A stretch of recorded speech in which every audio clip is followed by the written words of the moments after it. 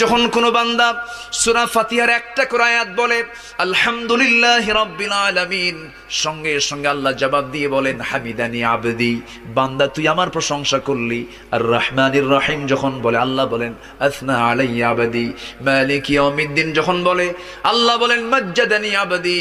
এরপরে যখন বলে ইয়াকা না'বুদু ওয়া ইয়াকা নাস্তাঈন পর্যন্ত যখন বলে আল্লাহ বলেন বান্দারে তুই আমার কাছে কি চাস, প্রাণ খুলে চারে বান্দা। ইহদিনাস সিরাতাল মুস্তাকিম থেকে শুরু করে নিয়া ওয়ালাদ-দাল্লিন পর্যন্ত যখন বান্দা বলে তখন আল্লাহ বলেন বান্দা নামাজের মধ্যে এমন প্রেমের খেলা খেললি বান্দা, তুই যা চাইলি সব আমি আল্লাহ কবুল করলাম। ওই বান্দা যখন রুকুতে যায় আল্লাহ তখন অস্থির হন। ওই বান্দা যখন সিজদায় যাওয়ার জন্য প্রস্তুতি নাই, সমস্ত ফেরেশতাকে ডাক দিয়ে বলেন ও ফেরেশতারা, এই বান্দাগুলো আমাকে দেখলো না, রাসূলকে দেখলো না, কোরআনকে দেখে হাদিসকে বিশ্বাস করে আমাকে খুশি করার জন্য তার সবচেয়ে সম্মানজনক